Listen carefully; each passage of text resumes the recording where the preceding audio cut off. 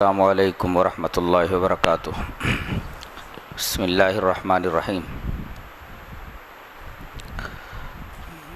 قرآن حکیم کا 13واں پارہ ابھی آپ نے قیام اللیل میں سماعت کیا۔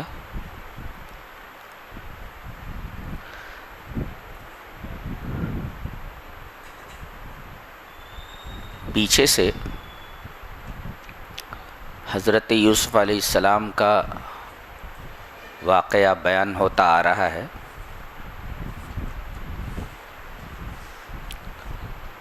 کہ انہیں بھائیوں نے کنویں میں مرنے کے لیے چھوڑ دیا،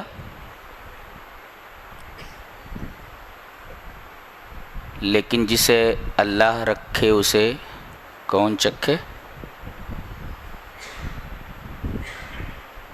اللہ نے یہ مقدر کر رکھا تھا کہ بھائیوں کا یہ مکر ان کے اوپر کارگر نہ ہوگا۔ ادھر سے قافلہ گزرا اور اس قافلے نے حضرت یوسف علیہ السلام کو ایک بکنے والی چیز سمجھ کر کے بازار مصر میں لا کر بیچ دیا۔ خریدنے والا عزیز مصر ہے، جو غالباً وقت کے بادشاہ ریان کا وزیر تھا، اور اسی عزیز مصر کے گھر میں حضرت یوسف علیہ السلام کی پرورش ہونے لگی اور آپ یہیں جوان ہوئے۔ اللہ تعالیٰ نے انہیں زبردست حسن اور خوبصورتی عطا فرمائی تھی۔ اسی حسن پر عزیز مصر کی بیوی فریفتہ ہو گئی اور اس نے حضرت یوسف علیہ السلام کو گناہ پر آمادہ کرنے کی کوشش کی، گناہ کی ترغیب دی، لیکن حضرت یوسف علیہ السلام نے اللہ تبارک و تعالیٰ کی نافرمانی کرنا گوارا نہیں کیا اور وہ وہاں سے بھاگ نکلے۔ جب وہ بھاگے تو دروازے خود بخود کھلتے گئے، جس سے یہ پیغام ملتا ہے کہ انسان اگر حرام کاموں سے بچنے کا پکا عزم کر لے، پکا ارادہ کر لے، تو اس کے لیے بچنے کی راہیں کھلتی جائیں گی۔ حضرت یوسف علیہ السلام کے بارے میں ارشاد فرمایا گیا کہ اس عورت نے آپ کو جب گناہ کی ترغیب دی تو وَلَقَدْ هَمَّتْ بِهِ وَهَمَّ بِهَا، عورت نے تو پکا ارادہ کر لیا تھا، اور حضرت یوسف علیہ السلام بھی گناہ کا ارادہ کر لیتے اگر وہ اپنے رب کی دلیل نہ دیکھ لیتے۔ یہاں دو چیزیں قابل غور ہیں۔ ایک تو یہ کہ ایک چیز ہوتی ہے حاجس، چھوٹی ہا الف جیم سین، حاجس۔ حاجس کا مطلب ہے ما یلقى فی النفس، ما یلقى فی النفس، نفس میں کوئی خیال آئے، دل میں کوئی خیال آئے، یہ پہلا درجہ ہے، اس کو حاجس کہتے ہیں، ما یلقى فی النفس۔ دوسرا درجہ ہے خاطر کا۔ خاطر کا مطلب ہوتا ہے جریانہ فیہا، یہ خیال اس دل میں، اس نفس میں دوڑنے لگے، جاری ہو جائے، دوڑنے لگے۔ اور تیسرا درجہ ہے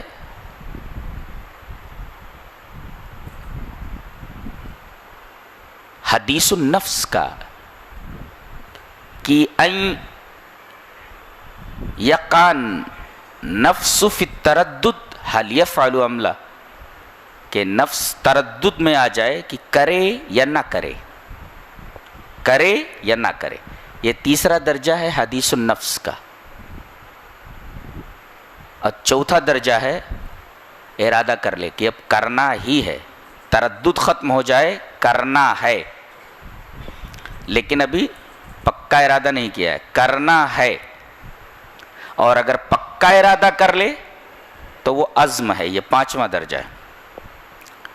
اگر آدمی ہم کے درجے میں ہے، صرف ارادہ کیا ہے، پکا ارادہ نہیں کیا، تو اس سلسلے میں نبی کریم صلی اللہ علیہ وسلم کی حدیث پاک ہے کہ جو آدمی نیکی کا ارادہ کر لے، من ہم بحسنۃ، جس آدمی نے نیکی کا ہم کر لیا، ارادہ کر لیا لیکن کر نہیں پایا، کرنا چاہتا تھا، ارادہ کر لیا تھا لیکن کر نہیں پایا، تو ایک نیکی اس کے نامہ اعمال میں لکھ دی جاتی ہے صرف ارادے کی وجہ سے. اور اگر اس نے ارادہ کرنے کے بعد وہ نیکی کر لی تو 10 نیکیاں اس کے نامہ اعمال میں لکھ دی جاتی. یہ تو ہے نیکی کا ہم کرنا، نیکی کا ارادہ کرنا. لیکن اگر گناہ کا ارادہ کرتا ہے تو کوئی برائی اس کے نامہ اعمال میں نہیں لکھی جاتی، اور اگر گناہ کر لیتا ہے تو صرف ایک برائی اس کے نامہ اعمال میں لکھی جاتی. یہ اللہ تبارک و تعالیٰ کا فضل اور کرم ہے اور رحم ہے اس کے بندوں کے اوپر. ہاں پکا ارادہ کر لے اور کر نہ پائے تو اس کو گناہ ملے گا. مثلا شراب پینے کے لیے خرابات کی طرف گیا، شراب خانے کی طرف گیا، مگر دیکھا کہ پولیس کی ریڈ پڑ گئی ہے، وہاں سے بھاگ آیا. اس کا مطلب اگر پولیس کو نہ دیکھتا تو پی لیتا تھا، پکا ارادہ تھا. یہ تو اچانک ڈسٹربینس کی وجہ سے وہ پی نہیں سکا، پکا ارادہ تھا، لہذا اسے شراب پینے کا گناہ ضرور ملے گا، لکھ دیا جاتا ہے کہ اس نے شراب پی لی ہے. تو پہلا درجہ حاجس، دوسرا درجہ خاطر، تیسرا درجہ حدیث النفس، چوتھا درجہ ہم، اور پانچواں درجہ عزم. حضرت یوسف علیہ السلام کے بارے میں ہے کہ وہ ارادہ کر لیتے،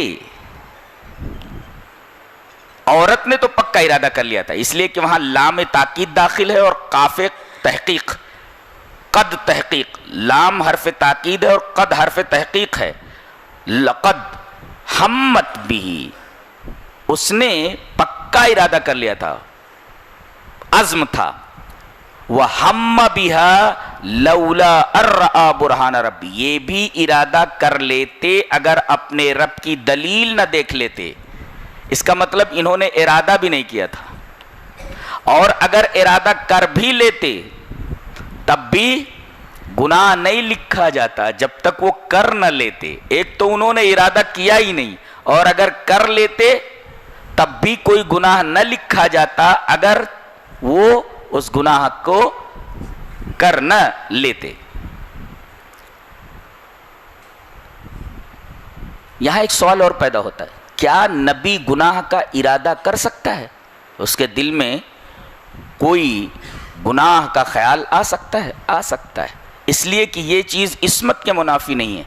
اگر یہ کہا جائے کہ نبی کے دل میں گناہ کرنے کا جذبہ ہی نہیں رہتا تو پھر اس میں نبی کا کمال کیا ہے؟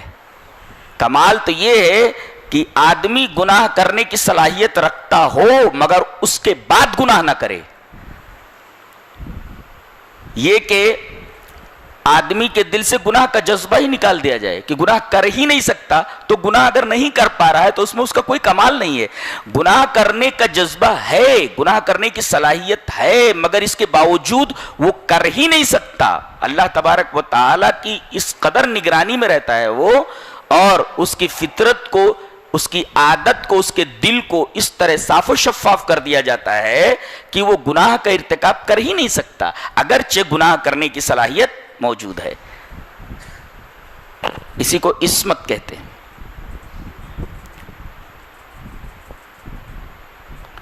انہوں نے دعا کی کہ اے اللہ، یہ عورت تو میرے پیچھے پڑی ہی ہے اور پورے شہر کے اندر یہ خبر مشہور ہو گئی ہے کہ عزیز مصر کی بیوی اپنے غلام کے اوپر فریفتہ ہے. اب عزیز مصر کی بیوی نے جب یہ دیکھا کہ میری بدنامی ہو رہی ہے اور بدنام کرنے والی زیادہ تر بڑے گھروں کی عورتیں ہیں، تو ان کو بلا بھیجا. ایک ایک چاقو دے دیا، پھل دے دیا، گاؤ تکیے دے دیے، ٹیک لگا کر کھاؤ، اور یہ پھل رکھے ہوئے ہیں چاقو سے کاٹو. جب یہ بیٹھ گئیں تو حضرت یوسف علیہ السلام سے کہا گیا کہ آپ نکلیں، اخرج، نکلیں. آپ جیسے نکلے ساری عورتیں مبہوت ہو گئی، اس لیے کہ حسن لاجواب تھا، حسن بے نظیر تھا. انہوں نے کہا ما ھذا بشرا، یہ تو انسان نہیں ہے، ان ھذا الا ملک کریم، کوئی بزرگ فرشتہ ہے. اس لیے کہ آدمی اتنا حسین کہاں ہوتا ہے اور اتنا شریف، اتنا خوبصورت. اور انہوں نے اسی بوکھلاہٹ میں بجائے پھل کاٹنے کے اپنے ہاتھ کاٹ ڈالے، اپنی انگلیاں کاٹ ڈالی. اور یہ عورتیں بھی ان کو بہلانے پھسلانے کے لیے تیار ہو گئی. حضرت یوسف علیہ السلام نے دیکھا کہ یہ تو پورا آبے کا آوا بگڑا ہوا ہے، لہذا یہاں سے کسی طریقے سے بھاگ جانا ہی اچھا ہے، نکل جانا ہی اچھا ہے، لیکن بھاگ بھی نہیں سکتے تھے. انہوں نے دعا کی وَإِلَّا تَصْرِفْ عَنِّي كَيْدَهُنَّ أَصْبُ إِلَيْهِنَّ وَأَكُونُ مِنَ الْجَاهِلِينَ، کہ اے اللہ اگر تو ان کے فتنے کو مجھ سے دور نہیں کرے گا تو میں ان کی طرف مائل ہو جاؤں گا. ایسا ہے، یہ جملہ بتا رہا ہے کہ نبی کے اندر گناہ کی صلاحیت ہوتی ہے، مگر اللہ کی نگرانی میں ہوتا ہے، کرتا نہیں ہو، نہ کر سکتا ہے. میں مائل ہو جاؤں گا. یہ دیکھیے، یہ بات عصمت کے خلاف نہیں ہے، گناہ کی طرف مائل ہو جانا. اصبو الیہن واکم من الجاہلین. اور ایک نقطہ اور بتایا گیا، گناہ کرنے والا بہت بڑا جاہل ہوتا ہے. وَأَكُمْ مِنَ الْجَاهِلِينَ، اگر آدمی گناہ کر لیتا ہے تو گناہ کرنے والے کو جاہل کہا جاتا ہے. وہ جانتا ہے کہ یہ خراب چیز ہے، خراب چیز کو خراب جاننے کے بعد اس کا ارتکاب کرتا ہے، تو یہ جاہل نہیں تو اور کیا ہے. تو جاہل کا مطلب کیا ہوا؟ جاہل کا مطلب ان پڑھ نہیں ہوتا. انگوٹھا ٹیک کو جاہل نہیں کہتے، اس کو امی بولتے. امی جو نہ لکھ سکے نہ پڑھ سکے. جاہل کس کو بولتے ہیں؟ حق کو حق سمجھتے ہوئے حق کو قبول نہ کرے اور برائی کو برائی سمجھتے ہوئے اس سے دور نہ رہے، اس کو کہتے ہیں جاہل. جاہل کا مطلب کیا ہوتا ہے؟ ان پڑھ نہیں ہے. ان پڑھ عربی میں امی کو بولتے ہیں، جو پڑھا لکھا نہ ہو. جاہل کس کو بولتے؟ جاہل کہتے ہیں حق کو حق سمجھتے ہوئے حق کو قبول نہ کرے، وہ جاہل ہے. اور برائی کو برائی سمجھتے ہوئے برائی سے نہ بچے، وہ جاہل ہے. یہاں کہا گیا گناہ کا انجام برا ہوتا ہے مگر اس کے باوجود اس کا ارتکاب کر لیتا ہے، تو یہ جاہل ہے تو کون ہے؟ یہاں جاہل کی تعریف بھی معلوم ہو گئی کہ جاہل کہتے کس کو. بہر اللہ تعالیٰ نے ان کی دعا قبول کی اور بچنے کا ایک ہی راستہ تھا کہ ان کو جیل بھیج دیا جائے. جیل چلے گئے. ایک بات یہاں معلوم ہوئی کہ بے قصور جیل میں ڈالا جانا یہ سنت یوسفی ہے. ہمارے کتنے نوجوان ہیں جو آج بے قصور جیل میں پڑے سڑ رہے ہیں.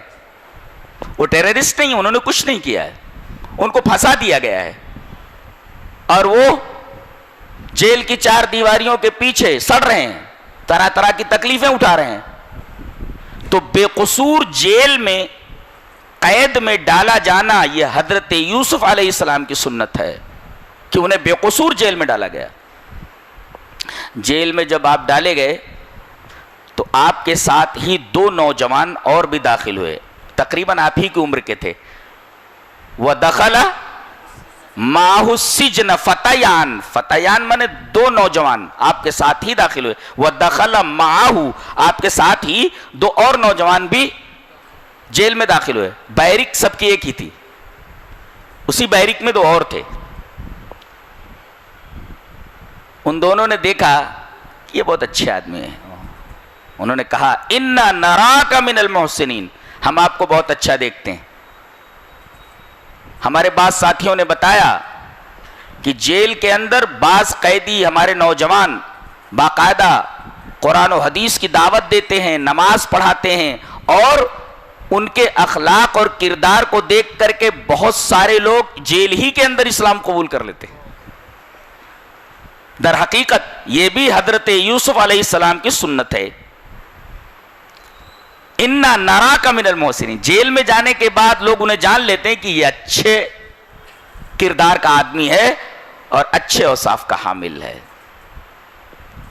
دونوں ایک دفعہ سو کر اٹھے، کہا کہ ہم لوگوں نے خواب دیکھا ہے، اگر آپ خواب کی تعبیر بتا سکیں تو بتا دیجئے۔ کہا کہ کیا دیکھا ہے؟ تو ایک نے کہا کہ میں اپنے سر کے اوپر خوان اٹھاتا ہوں تشتری، اور جس کے اندر روٹیاں ہیں اور اس سے چیل کوے روٹیاں اٹھا اٹھا کر کے لے جا رہے ہیں۔ دوسرے نے کہا کہ میں اپنے آقا کو شراب پلا رہا ہوں، میں شراب نچوڑ رہا ہوں، آصر خمرہ، میں شراب نچوڑ رہا ہوں۔ حضرت یوسف علیہ السلام نے موقع کو غنیمت جانا اور فرمایا ٹھہرو، ابھی کھانا آ جانے دو۔ قال لا یاتیکما طعام ترزقانہ الا نباتکما بتاویلہ، اس کا مطلب اس وقت بھی جیل میں کھانا دیا جاتا تھا۔ اور ایک نکتہ اور ملا کہ جب بھی اس طریقے کا کوئی موقع ہو تو آدمی کو فوراً کتاب اللہ اور سنت رسول کی دعوت پیش کر دینا چاہیے۔ کہا کہ کھانا آنے دو، تب تک میں ایک بات کہنا چاہتا ہوں۔ پھر انہوں نے دعوت توحید ان کے سامنے پیش کی۔ کیا؟ یا صاحب السجن، اے میرے قید کے دوستو، ساتھیو، پتہ یہ چلا کہ دعوت بڑے نرم انداز میں دی جائے۔ بعض لوگ فلاں کافر میں ثابت کر سکتا ہوں تو کافر ہے، ایسا آدمی خود جاہل ہے، اور کہیں سامنے والا کافر نہیں ہوا تو الٹا کفر اس کے اوپر لوٹائے گا۔ ہمارے یہاں بہت سارے لوگ ہیں ایک ایک بات کے اوپر کفر کے فتوے جڑتے اور آتا جاتا کچھ نہیں، الف کا نام لٹھا نہیں آتا اور کفر کے فتوے جڑ دینے میں آگئے۔ ان سے پوچھا جائے الف کیسے لکھا جاتا تو بتا نہیں سکتے الف کیسے لکھی جاتی۔ اور عالم یہ ہے کہ کفر کے فتوے داغتے رہتے ہیں، آتا جاتا کچھ نہیں۔ میں ثابت کر سکتا ہوں فلاں کافر ہے، اور تو کون ہے؟ اگر سامنے والا کافر نہیں تو تیرے اوپر کفر لوٹایا جائے گا، تو کافر ہو جائے گا۔ اے میرے جیل کے ساتھیوں، دیکھو ابھی یہ مسلمان نہیں ہے، غیر مسلم ہے۔ غیر مسلموں سے حضرت یوسف علیہ السلام کتنے پیارے اور نرم انداز میں مخاطب کر رہے ہیں ان کو۔ تم اٹھ جاؤ، اٹھو یہاں سے، تم اٹھ جاؤ، بچے یہاں سامنے نہ بیٹھے ہیں، چلو چلو چلو اٹھ جاؤ۔ تو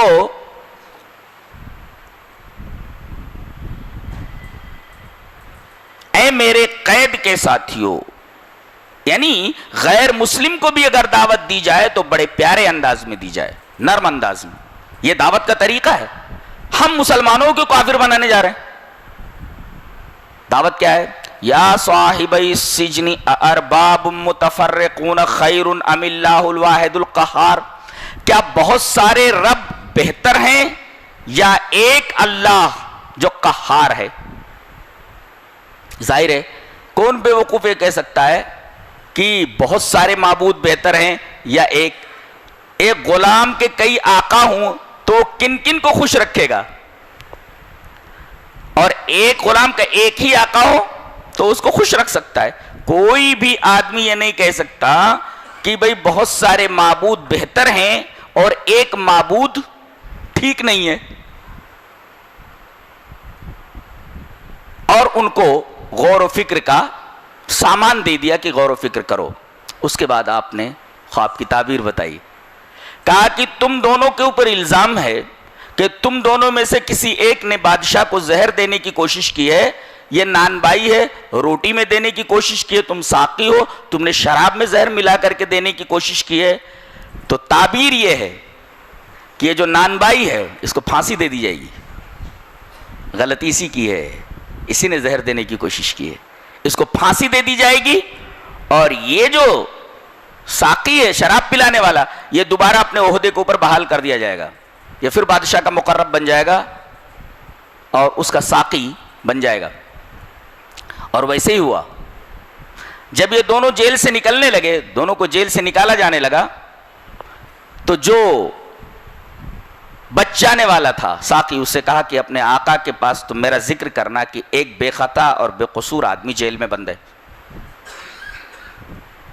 لیکن اللہ تبارک و تعالیٰ کو منظور تھا کہ یہ جیل میں تقریباً 9 سال تک رہیں، لہذا اس کے ذہن ہی سے بات نکل گئی. وہ اتنا خوش تھا کہ باہر نکلنے کے بعد حضرت یوسف علیہ السلام کو ہی بھول گیا، اور اس آدمی کو سچ مچ پھانسی دے دی گئی، اور اس آدمی کو اس کے عہدے کے اوپر بحال کر دیا گیا.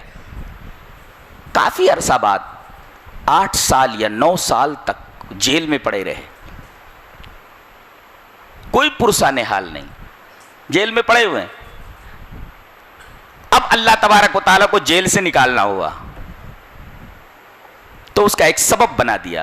وقت کے بادشاہ نے خواب دیکھا کہ 7 موٹی گائیں ہیں، 7 دبلی گائیں ہیں، اور دبلی گائیں موٹی گایوں کو کھا رہی ہیں، اور 7 سوکھی بالیاں ہیں، 7 ہری بالیاں ہیں. بادشاہ گھبرا کر کے اٹھا، کہا منجمین کو بلایا جائے جو خواب کی تعبیر بتاتے ہیں. منجمین کو بلایا گیا، انہوں نے خواب کو سنا، کہنے لگے قالوا اضغاث احلام، یہ تو خواب پریشاں ہے، وما نحن بتاویل الاحلام بعالمین، ہم خواب پریشاں کی تعبیر نہیں بتاتے، یہ حقیقی خواب ہے ہی نہیں، یہ خواب پریشاں. خواب کی 3 قسمیں ہوتی ہیں، خواب نفسانی، خواب شیطانی، خواب روحانی. یہ 3 قسم کے خواب ہوتے ہیں. خواب نفسانی ایک ہوتا ہے کہ انسان کے سب کانشنس میں تحت شعور کے اندر کچھ خواہشیں اور تمنائیں ہوتی ہیں جن کو وہ پورا نہیں کر پاتا تو خواب میں اس کو دیکھ لیتا ہے. یا اسی طریقے سے معدے کی گڑبڑی کی وجہ سے، معدہ خراب ہونے کی وجہ سے کچھ ڈراونے خواب اسے نظر آتے ہیں، یہ خواب نفسانی ہے. خواب شیطانی، شیطان کے وسوسے، شیطان اپنے وسوسے نیند کی حالت میں ڈالتا ہے اور انسان کے عقیدے اور عمل کو بگاڑنے کے لیے طرح طرح کی باتیں اس کے ذہن میں ڈالتا ہے، کبھی کچھ اور ڈراونے خواب بھی ڈال دیتا ہے، یہ خواب شیطانی. تیسرے خواب روحانی، یہ اللہ کی طرف سے ہوتا ہے، اور کافر بھی یہ خواب دیکھ سکتا ہے. خواب روحانی کافر بھی دیکھ سکتا ہے اور مسلمان بھی دیکھ سکتا ہے، اس لیے کہ یہ خواب کافر نے دیکھا ہے. بادشاہ اس وقت کافر تھا، مسلمان نہیں تھا، تو سچا خواب کافر بھی دیکھ سکتا ہے اور اس کی تعبیر سچی ہو سکتی ہے. آدمی اگر اچھا خواب دیکھے تو کیا کرے؟ کسی اچھے آدمی سے اس خواب کی تعبیر پوچھے، اور اپنے محبوب سے، جس کو وہ زیادہ پسند کرتا ہو، اس سے خواب کی تعبیر پوچھے. جس کو وہ پسند کرتا ہے اس سے خواب کی تعبیر پوچھے اور اس سے خواب بتلائے کہ میں نے یہ خواب دیکھا ہے. اچھا، اور اگر برا خواب دیکھتا ہے تو کیا کرے؟ برا خواب دیکھے تو پہلا کام یہ کرے کہ کروٹ بدل لے. اگر بائیں ہے تو داہنے کروٹ ہو جائے ایک، اور دوسرے 3 بار بائیں طرف تھو تھو تھو تھو ایسا کر لے 3 بار.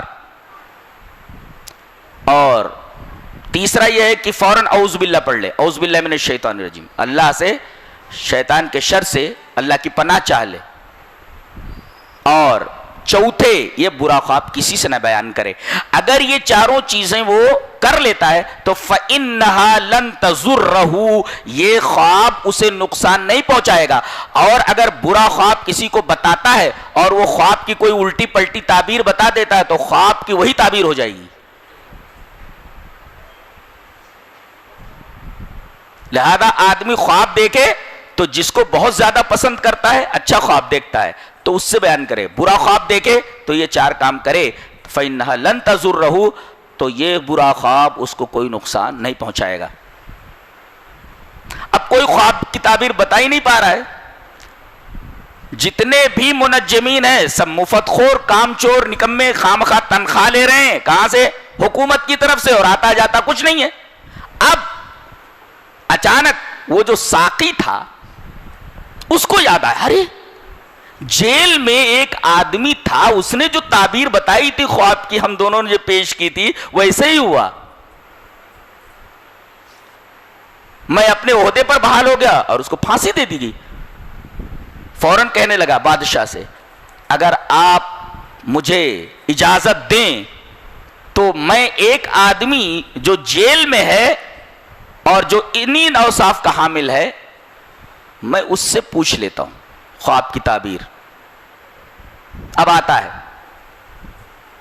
وَذَّكَرَ بَعْدَ أُمَّةٍ، کافی عرصے کے بعد اسے یاد آیا, کہا میں آتا ہوں, ابھی جیل میں آیا, یوسف ایھا الصدیق, اے میرے دوست یوسف. وہ کہاں تھا 9 سال تک, ابھی ایسا پوچھ سکتے تھے حضرت یوسف علیہ السلام. اب آیا دوستی جتانے, اے یوسف ایھا الصدیق, اے میرے دوست, سچے دوست یوسف. حضرت یوسف علیہ السلام نے کوئی شکوہ شکایت نہیں کی کہ اب مطلب کے اوپر تو آیا ہے میرے پاس, 9 سال تک میں یاد نہیں آیا, مطلب پڑا تب وہ تو آ رہا ہے. اس سے ایک نقطہ یہ ملتا ہے کہ آپ کسی کو فائدہ اگر پہنچانا چاہتے ہیں اور فائدہ پہنچانے کی صلاحیت رکھتے ہیں تو آپ ضرور فائدہ پہنچائیے, چاہے وہ آپ کا دشمن ہی کیوں نہ ہو اور آپ کا بدخواہ ہی کیوں نہ ہو. کہا کہ کیا بات ہے؟ کہا کہ افتنا فی 7 بقرات, مجھے بتاؤ کہ 7 موٹی گائیں ہیں اور 7 دبلی گائیں ہیں. اس کا کیا مطلب ہے؟ 7 ہری بالیاں ہیں اور 7 سوکھی بالیاں ہیں, ان کا کیا مطلب ہے؟ تو حضرت یوسف علیہ السلام نے فوراً اسی آدمی کو تعبیر بتا دی, بادشاہ کے پاس پہنچنے سے پہلے ہی. کیا تعبیر بتائی؟ کہ 7 سال اچھی پیداوار ہونے والی ہے, یہ 7 ہری بالیوں کی علامت ہے, اس کی تعبیر ہے. اور اس کے بعد 7 سال قحط کے آنے والے ہیں. تو اب کیا کرو, کھیتی بڑے اچھے انداز سے کرو اور 7 سال جو ڈسٹریبیوشن ہے لوگوں کے درمیان ایک خاص انداز سے ہو اور غلے کو اسٹور کر لیا جائے اتنا کہ آگے جو 7 سال قحط کے آ رہے ہیں ان کے اندر لوگوں کو غلے کی کوئی تکلیف نہ ہو, بھوکے نہ مریں. اللہ, اور غلے کو اس کی بالیوں میں چھوڑ دو. فَذَرُوهُ فِي سُنبُلِهِ, چیز کو اگر اس کی بالیوں کے اندر چھوڑ دیا جائے گیہوں کو جلدی خراب نہیں ہوتا, اور اگر بالیوں سے نکال کر رکھ دیا جائے تو سڑ جاتا ہے, خراب ہو جاتا ہے. حضرت یوسف علیہ السلام نے اس کا طریقہ بھی بتا دیا. اب جا کر کے اس نے بتایا تو بادشاہ بڑا خوش ہوا, رہی ایسا آدمی ہماری جیل کے اندر ہے, نکالو اس کو. تمام اہلکار آئے بڑے ادب و احترام کے ساتھ لے جانے کے لیے کہ بادشاہ آپ کو اپنا قریبی بنانا چاہتا ہے اور آپ کو بہت بڑا رتبہ عطا کرنے والا ہے, آپ جیل سے نکلیے. کہا کہ بالکل نہیں, جب تک میرے معاملے کی تحقیق نہیں ہوگی اور یہ ثابت نہیں ہو جاتا کہ میں بے قصور اور بے خطا ہوں تب تک میں جیل سے خود نہیں نکلوں گا. یہ جو میرے اوپر چارج لگایا گیا ہے یہ چارج پہلے کالعدم قرار دے دیا جائے, ثابت کیا جائے کہ میں بے قصور اور بے خطا ہوں. ایک نقطہ یہ ملا کہ جو لوگ ایسے ہیں جن کے اوپر کوئی کلیم ہو کہ یہ فلاں جرم میں پایا گیا ہے, چور ہے, زانی ہے یا کسی اور جرم کے اندر ملوث پایا گیا تو اس کو عہدہ نہ دیا جائے, اس لیے کہ بار بار اس کے اوپر انگلی اٹھے گی, ارے یہ صاحب وہی ہے جو عہدے کے اوپر بیٹھے ہوئے ہیں جنہوں نے ایسا ایسا کام کیا ہے. تو حضرت یوسف علیہ السلام نے کہا میں یہ پسند نہیں کرتا کہ مجھے عہدہ دے دیا جائے اور لوگ انگلیاں اٹھائیں کہ یہ وہی شخص ہے جس نے عزیز مصر کی بیوی کے اوپر ہاتھ ڈالا تھا, ریپ کرنے کی کوشش کی تھی. پتہ یہ چلا کہ ملزم کو عہدے پر بحال نہ کیا جائے اس لیے کہ اس کے اوپر بار بار انگلیاں اڑ گئی. حضرت وہی ہیں جنہوں نے ایسی ایسی حرکتیں کی تھیں, اور ایسا آدمی قطعاً عہدے کا طلبگار نہ بنے, نہ اس کو عہدہ دیا جائے اور نہ وہ عہدے کی مانگ کرے. بہرحال تحقیق ہوئی, عزیز مصر کی بیوی کو بلایا گیا اور اس نے انکار کیا. اس نے انکار اس بات کا کیا کہ انہوں نے میرے ساتھ ریپ کیا تھا, انکار کر دیا اور کہا کہ میں نے ہی ان کو گناہ کی دعوت دی تھی. اب قرآن الان حصحص الحق, اب حق واضح ہو گیا کہ حضرت یوسف علیہ السلام بری ہیں اور بڑے ادب و احترام کے ساتھ ان کو لایا گیا اور بادشاہ نے ان کو اپنا مقرب بنا لیا.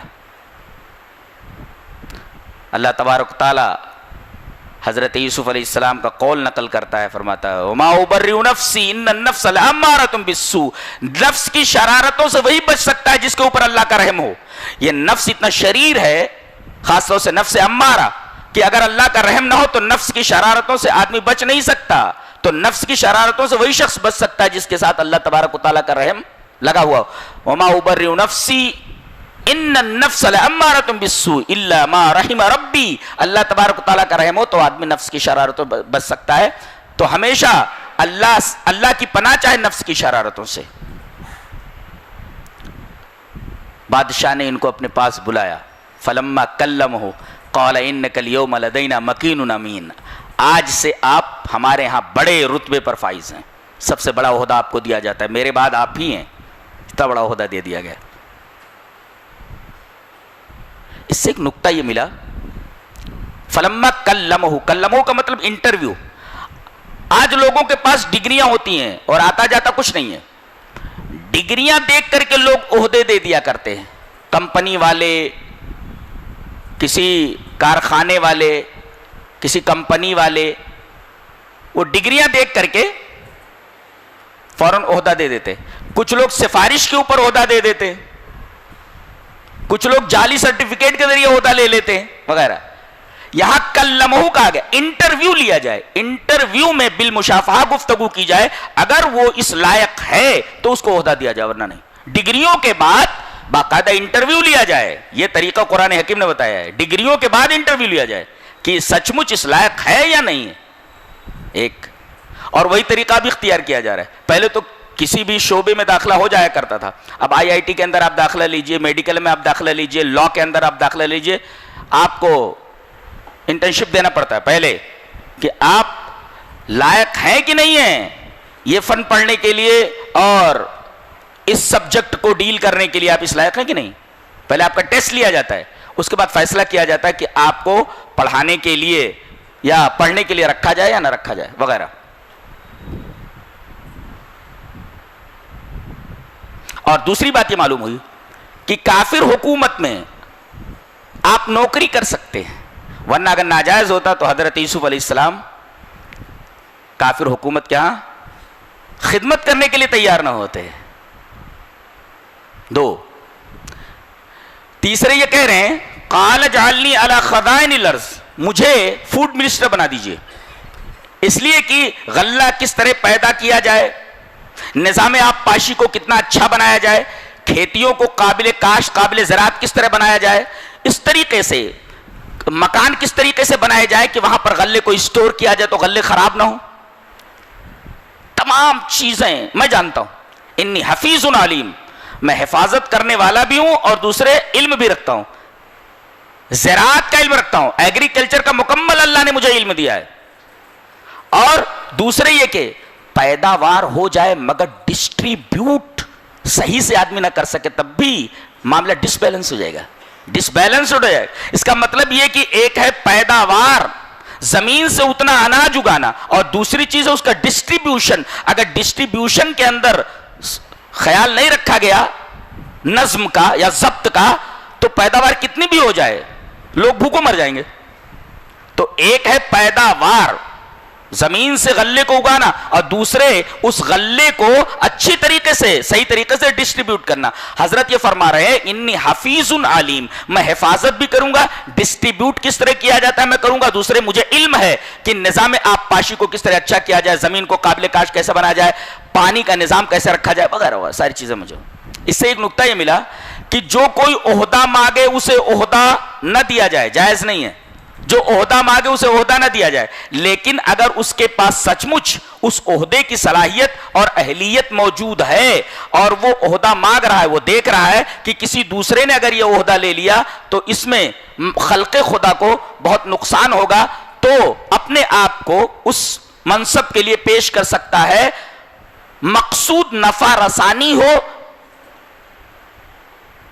اور خود پروری نہ ہو, نفس پروری نہ ہو, نفع رسانی ہو, دوسروں کو فائدہ پہنچانے کے لیے وہ عہدہ لے سکتا ہے, اس کے لیے اپنے آپ کو پیش کر سکتا ہے. خود اپنا گھر بھرنا مقصود نہ ہو. آج کل کے نیتاؤں کا کیا حال ہے, خود وہ آگے بڑھ کر کے عہدہ مانگتے ہیں, مقصود نفع رسانی نہیں ہوتا بلکہ اپنا گھر بھرنا ہوتا, اپنا گھر بھر لیتے ہیں. اگر مقصود نفع رسانی نہ ہو, اپنا گھر بھرنا ہو, تو ایسے آدمی کو عہدہ نہ دیا جائے. ایسا آدمی عہدہ مانگے تو بھگا دیا جائے. یہ قرآن حکیم سے ثابت.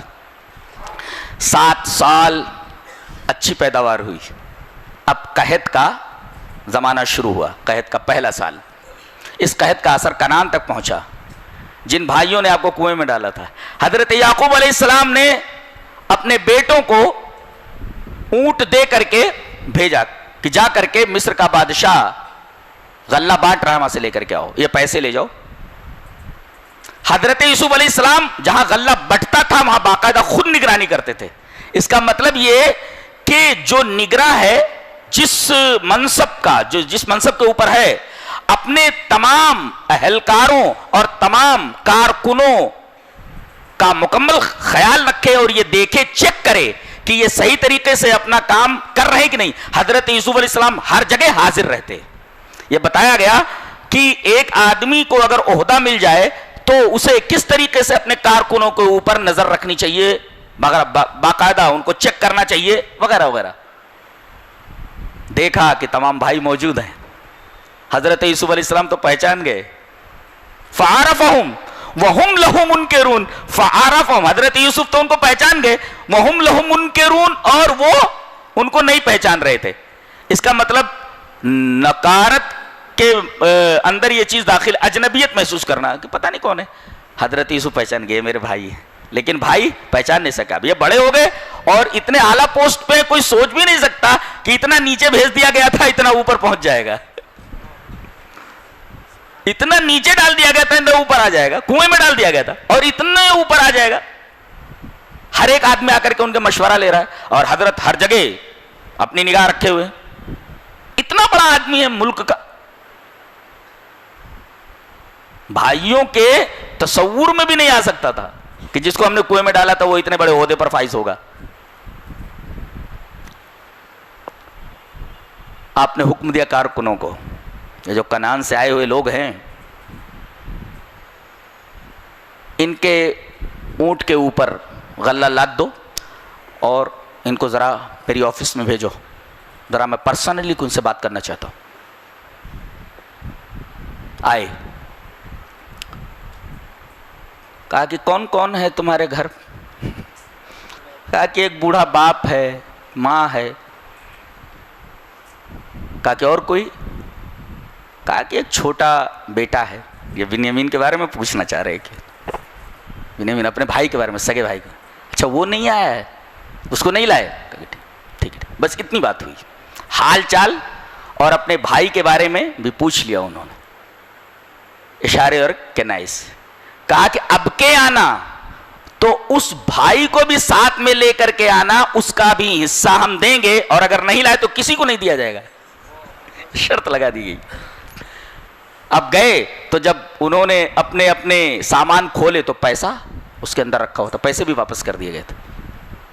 حضرت یعقوب سے سارے بیٹے کہنے لگے کہ عزیز مصر کتنا اچھا ہے، دیکھو غلہ بھی دے دیا، پیسے بھی نہیں لیے، لیکن ابا اب کے انہوں نے یہ کہا ہے کہ اگر بنیامین کو لے کر کے نہیں گئے تو غلہ نہیں ملے گا، اب بنیامین کو ہمارے ساتھ بھیج دیجئے، ہم اس کی حفاظت کریں گے۔ چوپ رہو، تمہیں لوگوں نے کہا تھا کہ یوسف کو لے جاؤ گے، ان کی حفاظت کرو گے، اب پھر بول رہے ہیں اب میں تمہاری حفاظت میں دینے والا نہیں، لے جاؤ مگر میں اللہ کی حفاظت میں دیتا ہوں، فاللہ خیر حافظا وهو ارحم الراحمین، میں اللہ کی حفاظت میں دیتا ہوں، وہ میرے بچے کی حفاظت کرے گا، تم حفاظت کرو گے، یہی تو کہہ کر کے گئے تھے ہم حفاظت کریں گے، لیکن کیا میرے یوسف کو بھولا گم کر کے آ گئے، اب میں اللہ کی حفاظت میں دیتا ہوں۔ بہرحال بنیامین کو لے کر کے جب چلنے لگے، اب حضرت یعقوب علیہ السلام کی آنکھوں کے تارے یہی تھے، جانے لگے تو دل بہت دکھ رہا تھا، سارے بیٹے جا رہے ہیں، چھوٹا بیٹا میرے پاس رہتا تھا یہ بھی جا رہا ہے، کہنے لگے یا بنی لا تدخلوا من ابواب متفرقہ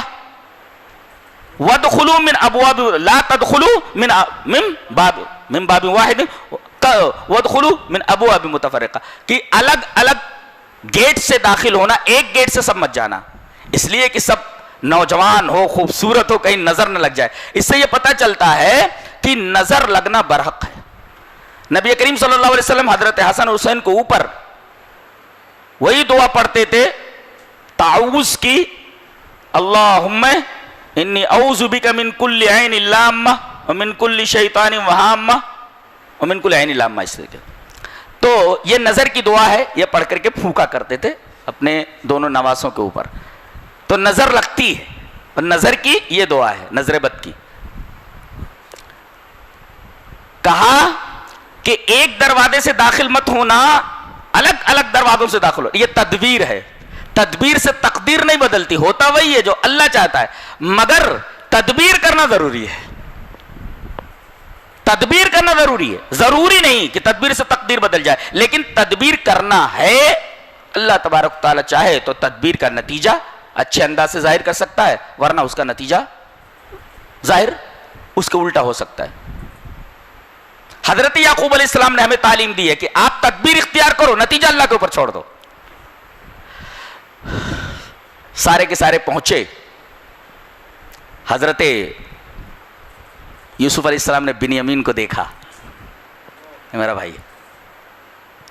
کارکنوں سے کہا کہ ان لوگوں کو الگ ٹھہراؤ فلاں جگہ، اور یہ چھوٹا لڑکا ہے میری آفس میں لے کر کے آؤ، میرے محل میں لے کر کے آؤ. اس کو محل میں لے جایا گیا.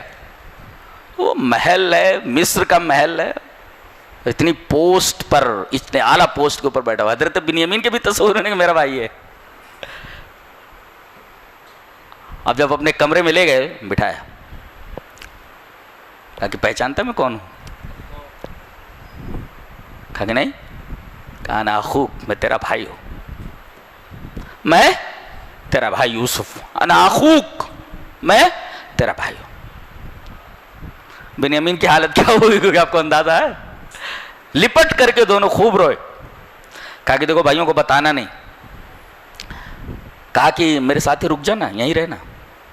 کہا کہ نہیں ابا پریشان ہو جائیں گے، میری وجہ سے تو زندہ ہیں، آپ کو تو کھو کر کے رو رو کر کے اندھے ہو چکے ہیں، وہ میری وجہ سے تو ان کی زندگی باقی ہے، جی رہے ہیں مجھے دیکھ دیکھ کر کے. آپ کو کھو کر کے تو آدھا مر چکے ہیں، وہ اندھے ہو گئے ہیں، آنکھوں سے کچھ دکھائی نہیں دیتا ہے آپ کے غم میں رو رو کر کے. کہا کہ نہیں میں بلوا لیتا ہوں نا، ابا کو بھی بلا لیتا ہوں، امی کو بھی بلا لیتا ہوں، اتنے بڑے پوسٹ پر ہو، مجھے کیا ہے، صرف حکم دینا ہے. ہاں تو رک جا، تجھے جانا نہیں ہے. میں کیا کرتا ہوں، میں دیکھ کیا کرتا ہوں. انہوں نے جو بادشاہ کا جو بادشاہی پیالہ ہے جس سے وہ تولا جاتا تھا، یا پیالہ کو جو کوئی ہوتا ہے، وہ بنیامین کے کجاوے میں رکھ دیا، بنیامین کے سامان میں رکھ دیا. اور جیسے ہی یہ لوگ وہاں سے غلہ لے کر کے چلے، پیچھے لگا دیا کارکنوں کو، روکو ان کو، بادشاہ کا پیالہ گم ہو گیا ہے، شاید انہی لوگوں میں سے کسی نے چرایا ہے. فبدا ابھی ہوئی تو کہا رک جاؤ، انکم لسارقون، رکو تم لوگ چور ہو. پیچھے سے آواز دینے والوں نے گھوڑے سے دوڑتے ہوئے آئے. ان لوگوں کے تو حواس باختہ ہو گئے. کہا کہ ہم چور نہیں، ہم نبیوں کے خاندان سے ہیں، ہم نبی کی اولاد ہیں، ہم چوری کیسے کر سکتے ہیں؟ کہا کہ اگر چوری ثابت ہو گئی تو مصر کے قانون کے مطابق سزا چاہو گے، یا تم اپنے گاؤں کے قانون کے مطابق سزا چاہو گے؟ کہا کہ نہیں، مصر کے قانون کے تحت نہیں، بلکہ کنعان کے قانون کے تحت ہم سزا چاہیں گے. وہاں اگر کوئی چوری کرتا تو وہ اسی کے ہاں کام کرتا، اس کا غلام بن جایا کرتا تھا. اللہ نے ان کے منہ سے کہلوا دیا. فبدا ابھی ہوئی یتیم، پہلے دیگر بھائیوں کے سامان کی تلاشی شروع ہوئی، ان میں نہیں ملا. آخر میں بنیامین کے سامان کی تلاشی جب لی گئی تو پیالہ وہاں سے برآمد ہو گیا. کہا کہ دیکھو کہہ رہے تھے کہ تم لوگ چور نہیں ہو. اب بھائیوں کے تو حواس ان کے باختہ ہو گئے، ان کے ہوش اڑ گئے، اکی بکی نہیں آ رہی ہے، بولے تو کیا بولیں. اب کہنے لگے اب کیا کرنا ہے. کہا کہ چلیے صاحب بلا رہے ہیں آپ کو، صاحب ہی بتائیں گے کہ کیا کرنا ہے. اب حضرت یوسف علیہ السلام کے پاس لایا گیا، صاحب کے پاس. کس کے سامان سے پیالہ برآمد ہوا ہے، چور کون ہے؟ بولے اس لڑکے کے سامان سے یہ سامان چوری کا برآمد ہوا ہے. کہا کہ کیا کہتے ہو؟ کہا کہ صاحب ایسا ہے، یہ کوئی نئی بات نہیں ہے، اس نے چوری کی ہے، اس پر تعجب نہیں ہو رہا ہے. اس کا ایک بڑا بھائی تھا جس کا نام یوسف تھا، وہ بھی بہت بڑا چور تھا. قرآن حکیم میں کہا کہ اس نے چوری کی ہے تو تعجب نہیں، اس کا ایک بڑا بھائی بھی تھا، ایک ماں سے ہیں دونوں، وہ بھی بہت بڑا چور تھا. حضرت یوسف علیہ السلام کے بارے میں اللہ فرماتا ہے کہ یہ الزام سن کر کے انہوں نے بہت ضبط کیا، نہیں تو بول دیتے کہ گرفتار کر لو ان لوگوں کو، جھوٹوں کو گرفتار کرو ان کو اور لے جاؤ ذرا بتی دو ان کو. لیکن حضرت یوسف علیہ السلام نے اپنے آپ کو سنبھالا، کہا کہ ایسا ہے کہ تمہارے کہنے کے مطابق اب اس کو ہم یہیں روک لیں گے۔ پتہ یہ چلا کہ ہیلے کے ذریعے کوئی جائز کام کیا جا سکتا ہے اگر احقاق باطل اور ابطال حق نہ ہو، حق باطل نہ ہوتا ہو اور باطل حق نہ ہو جاتا ہو تو ایسا ہیلا کرنا جائز ہے۔ اس کے بعد بھائیوں نے جا کر کے کہا کہ ابا وہ تو بنیامین نے چوری کی تھی اور وہ پکڑا گیا، اب یا اسف علی یوسف، اب بنیامین کو جو ہے ان کے بارے میں کچھ کہنے کے بجائے یوسف علیہ السلام کا نام لے کر کے رونے لگے۔ حضرت یوسف علیہ السلام نے ادھر سے قاصد کو اپنا کرتا بھیجا، جیسے وہ کرتا لے کر کے چلا، حضرت یعقوب نے کہا اگر تم مجھے ایسا نہ بولو کہ میں سٹیا گیا ہوں تو مجھے یوسف کے کرتے کی خوشبو آ رہی ہے، یوسف کے بدن کی خوشبو آ رہی۔ کہا کہ آپ تو سٹیا ہی گئے، ہمیشہ یوسف یوسف کرتے رہتے۔ کہاں یوسف، کہاں خوشبو؟ تھوڑی دیر کے اندر لے کر کے وہ قمیص آیا اور وہاں حضرت یوسف علیہ السلام نے بھائیوں کو بتا دیا کہ میں یوسف ہوں، میں یوسف۔ پھر اللہ نے حضرت یعقوب علیہ السلام کو کنعان سے وہاں پہنچا دیا اور سارے کے سارے لوگ ان کے تابع ہوئے، سجدے میں گر پڑے۔ اس طرح وہ خواب پورا ہوا کہ 11 ستارے اور سورج اور چاند مجھے سجدہ کر رہے ہیں۔ حضرت یوسف علیہ السلام کے آخر میں دعا ہے رب قد آتیتنی من الملک، اے اللہ تو نے مجھے ملک عطا کیا۔ یہ جسمانی آرام اور راحت کی طرف اشارہ ہے کہ دنیا کا سارا ساز و سامان تو نے دیا، دنیا کی ساری عیش و عشرت تو نے عطا کی، وعلمتنی من تاویل الحدیث، اور یہ روحانیت ہے کہ تو نے مجھے ایسا علم عطا فرمایا ہے جو علم بہت ہی دقیق ہوتا ہے، خواب کی تعبیر سبھی نہیں بتا سکتے، بہت دقیق علم ہے، بہت دقیق علم ہے۔ اس پورے سلسلے میں ایک محدث ابن سیرین، وہ خواب کی تعبیر بہت اچھی بتاتے تھے ابن سیرین۔ ایک صاحب ان کے پاس آئے اور کہا کہ حضرت میں نے خواب دیکھا ہے کہ میرے گھر میں میرے بسترے کے نیچے کھاٹ کے آگ جل رہی ہے۔ ارے کہا جلدی سے اپنے بچوں کو نکال لے، تیرا گھر گرنے والا ہے۔ جیسے بچوں کو باہر نکالا گھر گر گیا، پھر دوسری جگہ گھر بنا کر کے رہنے لگا۔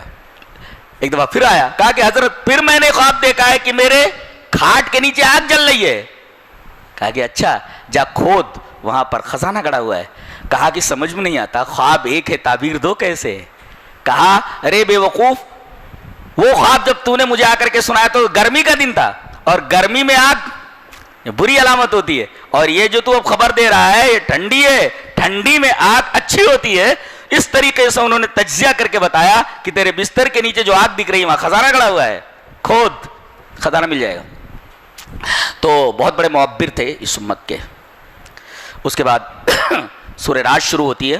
سورہ رات کے اندر اللہ تبارک تعالیٰ نے ارشاد فرمایا اللہ الذی رفع السماوات بغیر عمد ترونہا، کہ آسمان کو تم دیکھ رہے ہو بغیر کھمبے کے کھڑا ہوا ہے۔ پتہ یہ چلا کہ کوئی چیز اگر دکھائی نہ دیتی ہو تو ضروری نہیں کہ وہ موجود نہ ہو۔ یہاں زمین پر آسمان گرتا نہیں بلکہ آسمان ٹکا ہوا ہے بغیر کھمبے کے۔ وہ کھمبا کون سا ہے تمہیں دکھائی نہیں دیتا، در حقیقت وہ گریویٹیشنل فورس ہے، گریویٹی ہے، جس کی وجہ سے وہ کشش ہے، کشش ثقل جو آسمان کو روکے ہوئے گرنے سے، یہ کشش ثقل در حقیقت یہ گریویٹیشنل فورس جو ہے یہ در حقیقت روکے ہوئے ہے آسمان کو نیچے گرنے سے، یہی کھمبا ہے جو دکھائی نہیں دیتا۔ گویا کہ عدم رویت عدم شے کو مستلزم نہیں ہے کہ کوئی چیز اگر دکھائی نہیں دیتی تو وہ موجود ہی نہیں ہے۔ لوگ کہتے ہیں کہ اگر خدا موجود ہے تو دکھائی کیوں نہیں دیتا؟ بہت ساری چیزیں ایسی جو دکھائی نہیں دیتی مگر موجود ہیں، تم ان کا یقین رکھتے ہو۔ تو پھر یہ کہنا کہ جو چیز دکھائی نہیں دیتی وہ موجود نہیں ہوتی، خدا دکھائی نہیں دیتا تو موجود نہیں ہے، یہ اس کی دلیل ہے کہ اللہ موجود ہے۔ اس کے بعد یہ فرمایا کل یجری لاجل مسمی، کائنات کے ہر شے قانون میں جکڑی ہوئی ہے، قانون میں جکڑی ہوئی ہے، اس کے خلاف نہیں کر سکتی، ہر چیز ایک قانون کے تحت ہے۔ اب قانون کے تحت جکڑی ہوئی ہے جب وہ تو کوئی مقنن ہونا ضروری ہے۔ اللہ تبارک و تعالیٰ کے وجود پر یہ دوسری دلیل ہے۔ اور آگے یہ فرمایا گیا وَإِن تَعْجَبْ فَعَجَبٌ قَوْلُهُمْ أَإِذَا كُنَّا تُرَابًا، کیا جب ہم مٹی ہو جائیں گے مرنے کے بعد تو دوبارہ اٹھائے جائیں گے؟ یہ تو بڑی تعجب کی بات ہے. اللہ فرما رہا ہے تعجب اس پر نہیں ہے، بلکہ تعجب تمہیں اس بات پہ کرنا چاہیے تم موجود ہو نا، تمہاری پہلی زندگی ہے نا، تمہاری پہلی زندگی کے اوپر تمہیں تعجب نہیں ہے تو دوسری زندگی پر تعجب کیوں کرتے ہو؟ پہلی زندگی ہوئی ہے نا. یہ پہلی زندگی کیسے ہوئی؟ یہ اگر ہو سکتی ہے تو دوسری زندگی بھی ہو سکتی ہے. لہذا تعجب باس بادل موت پر نہیں، تمہارے خیال کے اوپر تعجب ہونا چاہیے کہ ایسی بات کیوں کہتے ہو. کتنی پیاری بات ہے.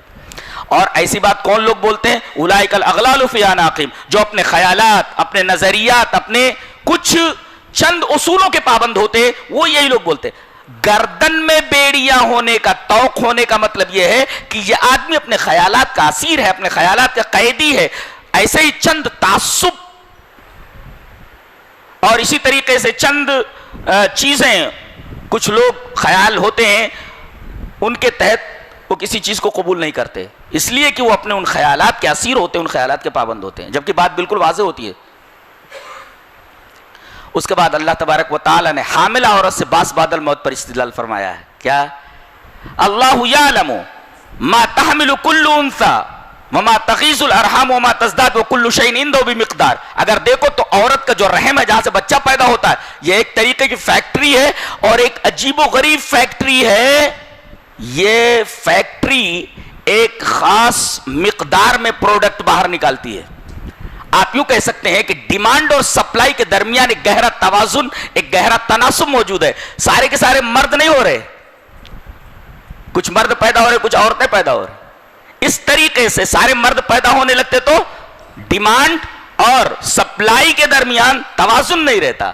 مرد اور عورت جو ایک خاص تناسب سے پیدا ہو رہے ہیں، وَكُلُّ شَيْءٍ عِندَهُ بِمِقْدَارٍ، اس کا مطلب یہ ہے کہ کوئی اس کے پیچھے پلانر موجود ہے، اور یہ کائنات کی ہر شے پلانڈ ہے. Every thing is planned. یہاں کوئنسیڈنس نام کی کوئی چیز ہی نہیں ہے. گویا منصوبہ موجود ہے، کوئی منصوبہ ساتھ موجود ہے، پلان موجود ہے تو پلانر موجود ہونا چاہیے. یہ اللہ کی وجود کے اوپر ایک بہترین دلیل ہے. اور باس بادل موت پر یہ دلیل ہے کہ پیٹ ایک قبر ہے، اور قبر سے جب باہر روشنی کے اندر آتا ہے آدمی تو ایک بار قبر میں سے نکل کر کے روشنی میں آ سکتا ہے، تو دوبارہ قبر میں جانے کے بعد روشنی میں کیوں نہیں آ سکتا؟ اللہ یعلم ما تحمل کل انثی وما تغیض الارحام وما تزداد. اس کے بعد فرمایا گیا هو الذی یریک البرق خوفا وطمعا وینشئ السحاب الثقال. آپ بجلی کو دیکھیں اور بادلوں کو دیکھیں، چیز ایک ہے مگر پہلو دو ہیں. بجلی جب چمکتی ہے تو یہ خوشگوار بارش کی نوید ہوتی ہے کہ بارش ہونے والی ہے، اور یہ بجلی کسی انسان کے اوپر گر جائے تو اس کو تباہ کر دیتی ہے، درخت کے اوپر گر جائے تباہ ہوتی. تو یہ اچھی چیز کی خوشخبری بھی لاتی ہے، اور یہ اس کے ذریعے کوئی آدمی تباہ بھی ہو جاتا ہے. تو چیز ایک ہے مگر پہلو دو ہیں. بادلوں کو دیکھو، بادل وَيُنشِئُ السَّحَابَ الثِّقَالَ، پانی بھرے ہوئے بادل چلتے ہیں، چیز ایک ہے مگر پہلو دو ہیں. اگر اچھی بارش ہو رہی ہے تو آپ کی کھیتیاں لہلہا جاتی ہیں، اور اگر زیادہ بارش ہو گئی تو سیلاب کے اندر بڑی بڑی بلڈنگیں ڈوب جاتی ہیں. اس کا نظارہ تو آپ لوگ کر ہی چکے ہیں. وَيُنشِئُ السَّحَابَ الثِّقَالَ، چیز ایک ہے مگر دو پہلو ہیں اس کے. اس کا مطلب ہے ایک چیز سے دو کام کرانے والا کوئی موجود ضرور ہے. اور اسی طریقے سے یہ ارشاد فرمایا گیا کہ اللہ تبارک و تعالی نے چیزیں آپس میں ملی ہوئی تھیں ایسے، اور وہ گریوٹی جو ہوتی ہے نا، یہ اندر جو رہتی ہے وہ ایک چیز کو دوسری چیز سے باندھے رکھتی ہے، کھینچتی رہتی ہے. اور یہ کائنات ایک دھماکے سے وجود میں آئی ہے. ظاہر ہے کہ یہ چیزیں کشش کی وجہ سے آپس میں جڑی ہوئی تھیں. انفجار اور دھماکے سے جو چیزیں الگ الگ ہوئی ہیں، اس کا مطلب اس کے اندر وہ چیز موجود نہیں تھی، بلکہ کوئی مداخل قوت ہونی چاہیے جو باہر سے اس کے اوپر اثر انداز ہو. یہ جو دھماکے سے چیز الگ الگ ہوئی ہے، یہ در حقیقت کسی مداخل قوت کے وجود کی دلیل ہے. وہی مداخل قوت اللہ ہے، جس کو ہم اللہ کہتے ہیں. اس کے بعد فرمایا گیا، ذرا اس سمندر کو دیکھو، لہو دعوت الحق والذین يدعون من دونه لا يستجيبون لهم بشيء الا كباسط كفيه الى الماء ليبلغ فاه وما هو ببالغ وما دعاء الكافرين الا في ضلال. آپ کسی سمندر کے سامنے کھڑے ہو جائیے اور کہیے، اے سمندر تو ہماری کھیتیوں پر آ جا، کھیتیاں سوکھ رہی ہیں. سمندر آپ کی بات نہیں سنے گا، لیکن اسی سمندر کو دیکھو کہ پانی اٹھتا ہے، نمک کو وہیں چھوڑ دیتا ہے، اور چاروں طرف پانی ہی پانی پھیلا دیتا ہے، برسا دیتا ہے. آپ سمندر سے کہیے کہ ہماری کھیتیوں کے اوپر آ جا، آپ کی بات نہیں مانتا ہو. آپ کی بات نہیں مانتا، لیکن نمک چھوڑ کر کے فضا کے اندر میٹھا پانی بن کر کے پھر وادیوں کے اوپر، بستیوں کے اوپر برستا ہے، اس کا مطلب ہے سمندروں کا کنٹرول بھی کسی کے ہاتھ میں ہے، آپ کے کنٹرول میں نہیں ہے وہ۔ اور یہاں مشرک کی مثال دی گئی کہ غیر اللہ سے حاجت طلب کرنے والا اللہ کو چھوڑ کر کے ایسے ہی ہے جو کسی سمندر کو چھوڑ کر کے کسی خشک جوہر سے پانی تلاش، کسی خشک تالاب سے پانی طلب کرے۔ ارے سمندر کو چھوڑ کر کے اگر کوئی خشک تالاب سے پانی مانگے تو اس سے بڑا بے وقوف کون ہے؟ اسی وجہ سے کہا جاتا ہے مشرک بہت بڑا جاہل ہوتا ہے۔ اس کے بعد فرمایا گیا کہ انزل من السماء ماء فسالت اودية بقدرها فاحتمل السيل زبدا رابيا ومما يوقدون عليه في النار ابتغاء حلية او متاع زبد مثله كذلك يضرب الله الامثال فاما الزبد فيذهب جفاء واما ما ينفع الناس فيمكث في الارض۔ کائنات کا ایک اصول بتایا گیا۔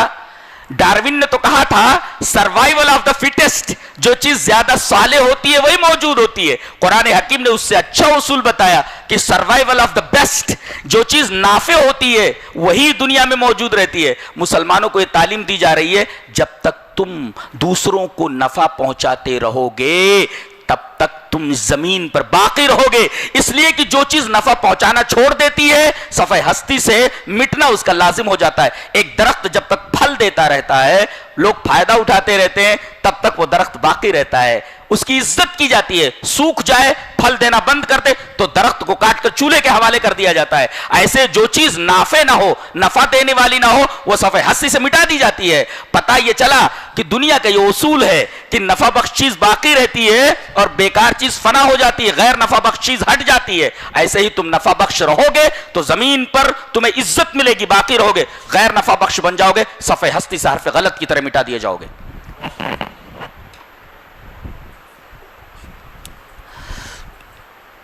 اس کے بعد فرمایا گیا افمن یعلم انما انزل الیک من ربک الحق کمن هو اعمی انما یتذکر اولو الالباب۔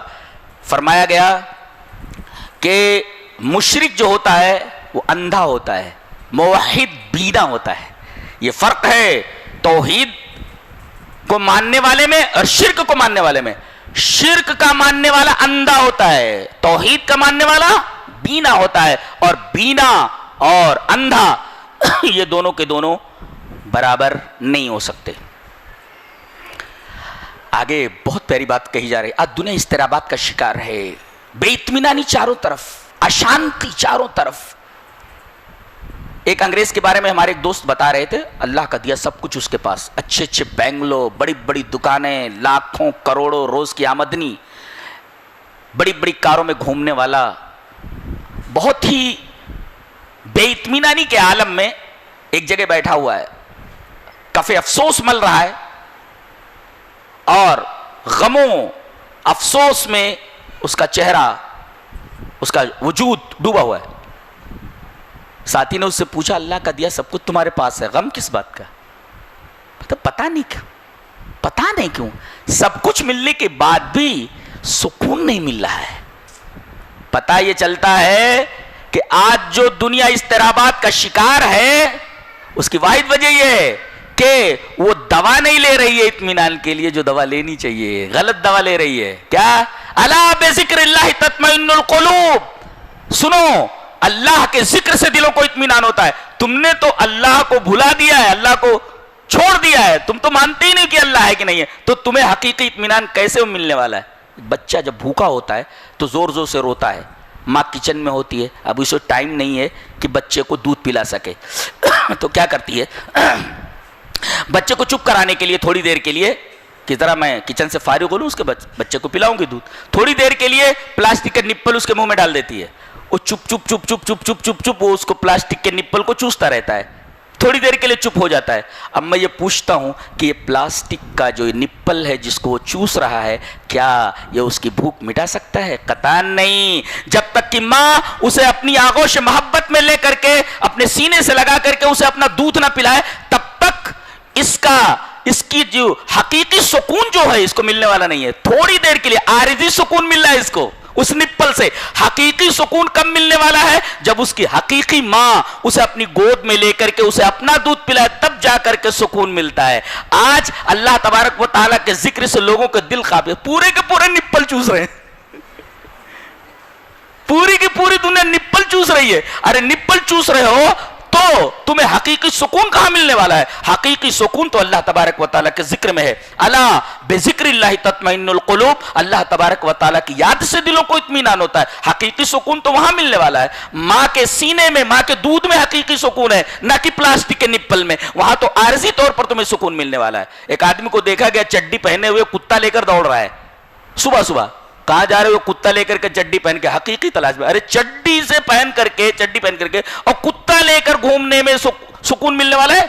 تھوڑی دیر کے لیے سکون ملنا ہے. ساری دنیا نپل چوس رہی ہے. حقیقی سکون کہاں ہے؟ اسے تلاش کرنا چاہیے. حقیقی سکون کہاں ہے؟ اس کے بعد فرمایا گیا وَلَقَدْ أَرْسَلْنَا رُسُلًا مِّن قَبْلِكَ وَجَعَلْنَا لَهُمْ أَزْوَاجًا وَذُرِّيَّةً. جتنے رسول آئے ان کی بیویاں تھیں, ان کی اولادیں تھیں. بیویاں کہہ کر کے بتایا گیا کہ اسلام میں رہبانیت نہیں ہے.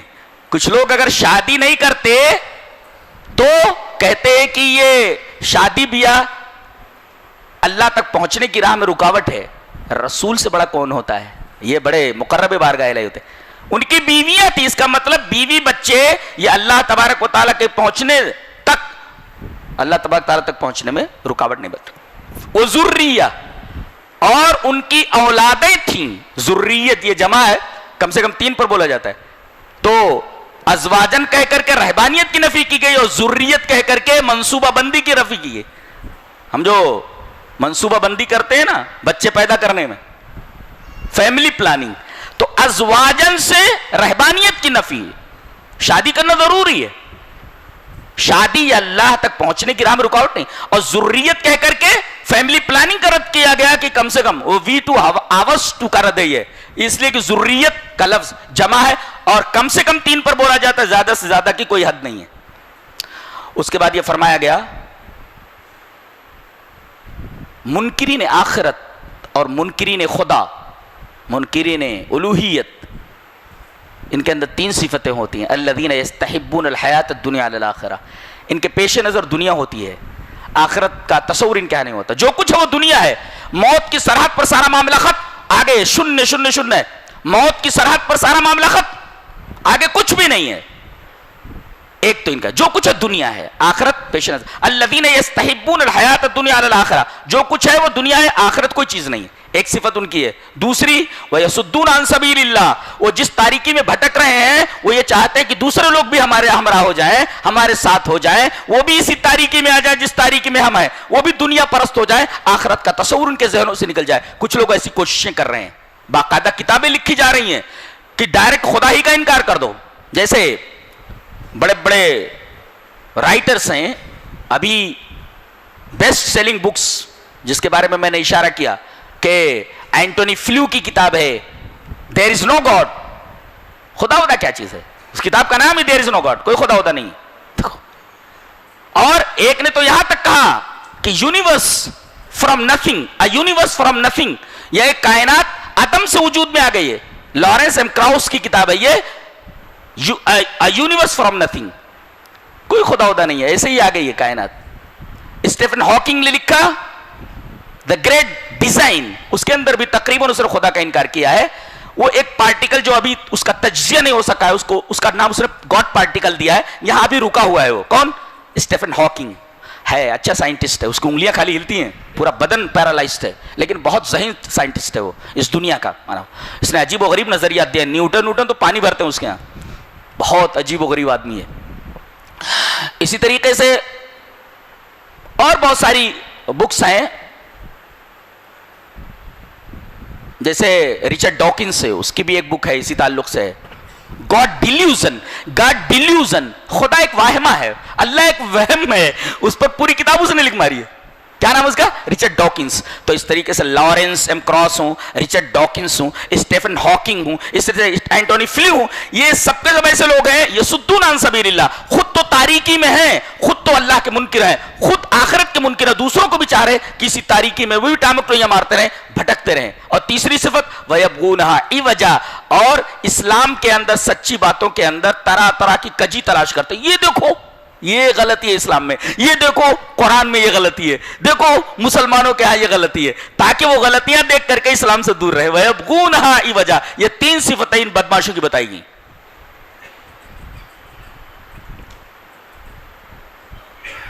اس کے بعد شیطان کی تقریر جہنم میں, اس لیے کہ اس نے سب کو بہکایا ہے. سارے کے سارے جہنمی اس کو پکڑنے والے. بیٹا خوب بہکایا, پکڑو ذرا اس کو, پکڑو. سارے لوگ آ جائیں گے تو تقریر کرے گا وہ. وقال الشیطان لما قضی الامر ان اللہ وعدکم وعد الحق ووعدتکم فاخلفتکم وما کان لی علیکم من سلطان الا ان دعوتکم فاستجبتم لی فلا تلومونی ولوموا انفسکم وما انتم ما انا بمصرخکم وما انتم بمصرخی انی کفرت بما اشرکتمونی من قبل. تقریر ہے اس کی, کس کی؟ شیطان کی. اور شیطان یہ کہے گا جب معاملہ فیصل کر دیا جائے گا کہ سارے کے سارے جہنمی جہنم میں, جنتی جنت میں, اب اس کو پکڑنے کے لیے جب لوگ آئیں گے تو مار لو اس کو ذرا بدماش کو. بہکائے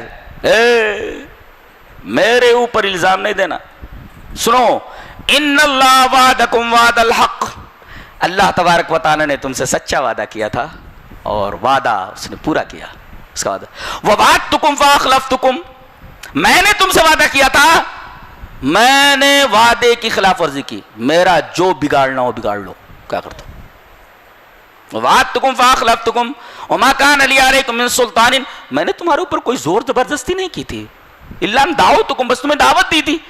اب تم بغیر سوچے سمجھے صحیح راستے کی طرف آنے کے بجائے غلط راستے پر چلے گئے. کتنے لوگ ہیں اندھے ہیں, کہتے یہ راستہ صحیح ہے, کہتے قرآن مت سنو, قرآن کو سمجھنے کے لیے کتنے علوم کی ضرورت ہے, قرآن سب کی سمجھ میں نہیں آتا, کچھ چیزیں خالی پڑھتے رہو, 6 چیزیں 10 چیزیں 5 چیزیں, یہی سب چیزیں پڑھتے رہو. زندگی بھر وہ تیلی کے بیل کی طرح گھومتا رہتا ہے اور کچھ بھی نہیں آتا اس کو, کچھ بھی نہیں آتا.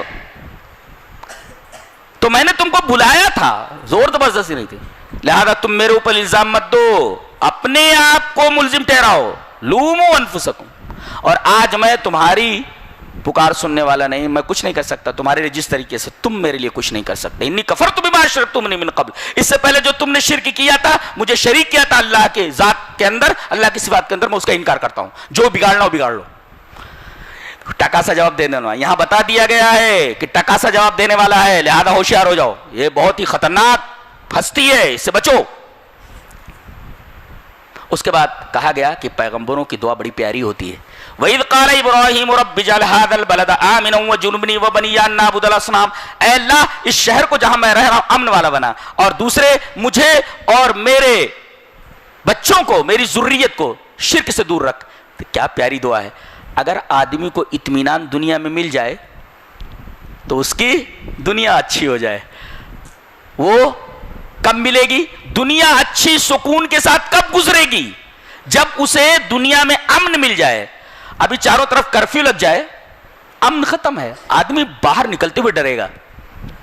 تو اگر امن دنیا میں مل جائے تو دنیا کامیاب, اور اگر شرک کر کے نہیں گیا ہے تو آخرت کامیاب. اگر امن ہے تو دنیا میں سکون سے رہ رہا ہے, دنیا بن گئی, اور اگر شرک نہیں ہے تو آخرت میں اس کے لیے سکون ہے, اسے بخش دیا جائے گا. لہذا یہ دو دعائیں بڑی پیاری مانگی گئیں, دنیا میں امن اور آخرت میں شرک سے بچنا. یہ دونوں چیزیں, امن یہاں مل جائے تو یہاں سکون, شرک کر کے نہیں گیا تو وہاں سکون. وَإِذْ قَالَ إِبْرَاهِيمُ رَبِّ اجْعَلْ هَٰذَا الْبَلَدَ آمِنًا وَاجْنُبْنِي وَبَنِيَّ أَن نَّعْبُدَ الْأَصْنَامَ. اس کے بعد کہا گیا یہ کائنات جو اتنی خوبصورت دکھائی دے رہی ہے, ایک دن اس زمین اور آسمان کو دوسرے زمین اور آسمان سے بدل دیا جانے والا ہے. پوری کائنات کا نظام درہم برہم کر دیا جائے گا. کچھ لوگوں نے آ کر کے ایک سوال کیا, بڑا مشکل سوال تھا, کہ اللہ کے رسول جب اس زمین کو اور آسمان کو بدلا جائے گا دوسری زمین اور دوسرے آسمان سے, تو لوگ کہاں ہوں گے؟ آپ نے فرمایا پلسرات کے اندھیروں میں, پلسرات کے اندھیروں میں ہوں گے. بڑا پیارا سوال تھا, یہودیوں کی طرف سے تھا, اور اس سوال کا جواب نبی اکرم صلی اللہ علیہ وسلم نے یہ دیا کہ اس زمین کو جب دوسری زمین سے بدلا جائے گا اور اس آسمان کو دوسرے آسمان سے بدلا جائے گا تو اس وقت لوگ پلسرات کے اندھیروں میں ہوں گے. اور اس کے بعد یہ کہہ کر کے اس پارے کو ختم کیا جا رہا ہے, ہذا بلاغ للناس, یہ میری کتاب میرے بندوں کے لیے خط ہے, اس خط کو پڑھیں. اللہ اکبر. آج ایک معمولی 1 روپے کا اخبار آدمی سمجھ کر پڑھتا ہے, اور اللہ تبارک و تعالیٰ کی یہ کتاب کوئی سمجھ کر پڑھنے کے لیے تیار نہیں. کچھ لوگ روکتے ہیں. اگر آپ پہلے تو ایسا ہے تب تو فون کے ذریعے رابطہ ہو جاتا ہے. پہلے کوئی بچہ باہر جاتا تھا اور ماں پڑھی لکھی نہیں ہوتی تھی, باپ پڑھا لکھا نہیں ہوتا تھا, تو وہاں سے خط بھیجتا تھا. خط 1 مہینے میں تقریباً آتا تھا. تو ماں کے پاس خط آتا تھا, ڈاکیہ دے کر کے جاتا تھا, ماں کو پڑھنا نہیں آتا تھا. تو ماں, اے بیٹا ادھر آ ذرا سا, یہ دیکھ میرے بیٹے کا خط آیا ہے, ذرا پڑھ کر سنا نا کیسا ہے. اللہ, جب تک ماں اس خط کو پڑھ کر سن نہیں لیتی, سمجھ نہیں لیتی, اس کو قرار نہیں آتا, ایسے ہی اللہ کا خط تم تک پہنچا ہے, تم کیسے بندے ہو کہ اس کا خط چپ چاپ تم نے خوشبوؤں میں بسا کر کے. ماں ایسا نہیں کرتی, میرے بیٹے کا خط آیا ہے تو کیا کروں, میں اس کو خوشبو میں بسا کر کے, کپڑے میں لپیٹ کر کے تاک کے اوپر رکھ دیتی ہوں, اسے اٹھانا نہیں. کوئی ماں ایسا نہیں کرتی ہے. اگر کوئی ماں ایسی کرے تو تمام عورتیں بولیں گی کتنی بے وقوف ہے یہ, بیٹے کا خط آیا ہے, پڑھ کر سمجھنا چاہیے کہ بیٹا کس حالت میں ہے, پیسہ بھیج رہا ہے کہ نہیں بھیج رہا ہے, ماں کے بارے میں کیا پوچھا ہے, باپ کے بارے میں کیا پوچھا ہے. 1 روپے کے خط کو آدمی سمجھ کر پڑھتا ہے. اللہ فرما رہا ہے میرے بندوں کے لیے یہ میرا خط ہے. ظاہر ہے کہ ہر بندے کے اوپر ضروری ہے کہ اس خط کو سمجھنے کی کوشش کرے. خود نہیں سمجھ پا رہا ہے تو دوسروں سے سمجھنے کی کوشش کرے. جیسے ماں خود نہیں پڑھ سکتی تو دوسروں سے کہہ رہی ہے بیٹا ذرا یہ خط پڑھ کر کے سنا دے. کیسی بدنصیب قوم ہے یہ. جب تک اس کتاب سے جڑی رہی, اللہ تبارک و تعالیٰ نے اس کتاب کے ذریعے اس قوم کو عزت دی, عظمت دی. اور جب سے مسلمانوں نے اس کتاب کو چھوڑ رکھا ہے, برابر ذلت کے تحت السلام میں گرتے چلے جا رہے ہیں. اللہ تبارک و تعالیٰ سے دعا ہے کہ اللہ اس کتاب کے ذریعے ہمیں عزت عطا فرمائے, جو عزت ہمارے ہاتھ سے نکل گئی ہے. کھوئی ہوئی قداست, کھوئی ہوئی عظمت, کھوئی ہوئی عزت, کھویا ہوا وقار ہے, اللہ اپنی اس کتاب کے ذریعے ہمیں عطا فرما. یہ رہا 13ویں پارے کا خلاصہ. اللہ ہمیں نیک عمل اور اچھی سمجھ کی توفیق عطا فرمائے. وآخر دعوانا الحمدللہ رب العالمین.